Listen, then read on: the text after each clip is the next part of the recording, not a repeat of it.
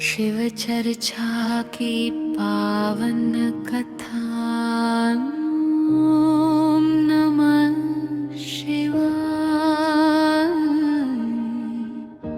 बोलो भोलेनाथ की जय। कथा प्रारंभ। बहुत समय पहले की बात है। एक गांव में धर्मदास नाम का एक गरीब लेकिन बहुत ही श्रद्धालु व्यक्ति रहता था। उसकी पत्नी का नाम सावित्री था। दोनों पति पत्नी अत्यंत सादगी से जीवन यापन करते थे। उनके पास धन तो नहीं था, लेकिन भोलेनाथ पर अटूट विश्वास था। हर सोमवार को सावित्री प्रातः स्नान करके शिवलिंग पर जल, बेलपत्र और अक्षत अर्पित करती और पूरे मन से शिव जी की पूजा करती थी। वो कहती, हे भोले बाबा, हमसे जो बन पड़े वही सेवा स्वीकार करना। समय बीतता गया। एक वर्ष ऐसा आया जब गांव में अकाल पड़ गया। खेत सूख गए, काम मिलना बंद हो गया। धर्मदास को कई दिन काम नहीं मिलता, घर में खाने तक के लाले पड़ गए। एक दिन सावित्री ने अपने पति से कहा, स्वामी, क्यों ना हम शिव चर्चा करवाएं? भोलेनाथ तो दुख हरने वाले हैं। धर्मदास बोला, पत्नी, हमारे पास तो कुछ भी नहीं, चर्चा कैसे करेंगे? सावित्री मुस्कुराई, भोलेनाथ भाव के भूखे हैं, धन के नहीं। दोनों ने मिलकर सोमवार का व्रत रखा। सावित्री ने गांव की कुछ स्त्रियों को बुलाया और कहा, हम शिव जी की चर्चा करेंगे, भले ही सादा हो। उस दिन मिट्टी का शिवलिंग बनाया गया। लोटे में कुएं का जल, जंगल से लाया गया बेलपत्र, दीपक में थोड़ा सा तेल, और पूरे श्रद्धा भाव से शिव चर्चा शुरू हुई। सावित्री ने कथा कहना शुरू किया। भोलेनाथ ऐसे देव हैं जो भस्म रमाते हैं, गले में नाग रखते हैं, लेकिन भक्तों का दुख एक पल में हर लेते हैं। जिसने सच्चे मन से उनका नाम लिया, उसका जीवन बदल गया। गांव की स्त्रियां भाव विभोर हो गई। सभी ने मिलकर कहा,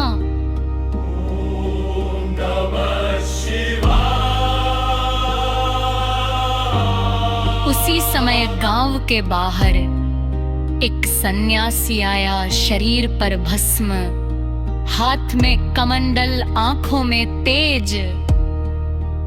सन्यासी ने कहा, माँ, मुझे भी प्रसाद मिलेगा।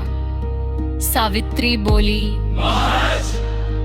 हमारे पास थोड़ा सा ही भोजन है, पर आप अवश्य ग्रहण करिए। उसने श्रद्धा से सन्यासी को भोजन कराया। सन्यासी प्रसन्न होकर बोला, माँ, तुमने भोलेनाथ को प्रसन्न कर लिया है, शीघ्र ही तुम्हारा कष्ट दूर होगा। इतना कहकर वह सन्यासी अंतर ध्यान हो गया। अगले ही दिन धर्मदास को काम मिल गया, खेतों में वर्षा हुई, घर में सुख समृद्धि आने लगी। कुछ ही समय में धर्मदास गांव का सम्मानित व्यक्ति बन गया। सावित्री ने घमंड नहीं किया, उसने हर महीने शिव चर्चा करवानी शुरू कर दी। एक दिन गांव की एक धनवान स्त्री ने कहा, अब तो तुम्हारे पास सब कुछ है, फिर भी सादा चर्चा क्यों? सावित्री बोली, भोलेनाथ सादगी से ही प्रसन्न होते हैं, लेकिन कुछ लोगों ने भव्य चर्चा करने का दबाव डाला। सावित्री ने मन ही मन शिव जी को याद किया और कहा, हे नाथ, मुझे अहंकार से बचाइए। एक बार फिर संकट आया, धनदास बीमार पड़ गया, घर में चिंता फैल गई। सावित्री ने फिर शिव चर्चा रखी और रो रो कर बोली, हे भोले बाबा, जो दिया वह भी तुम्हारा, जो लिया वह भी तुम्हारा। उसी रात सपने में शिव जी प्रकट हुए। भक्ति में विश्वास रखो।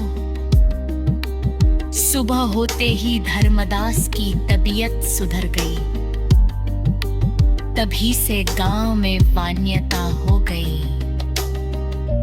जो सच्चे तन से शिव चर्चा करता है, उसके जीवन से दुख दूर हो जाते हैं।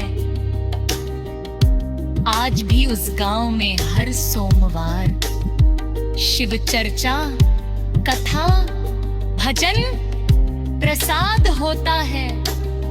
कथा सुनने से मन शांत होता है, संकट दूर होते हैं, शिव कृपा प्राप्त होती है। अब सब मिलकर बोलिए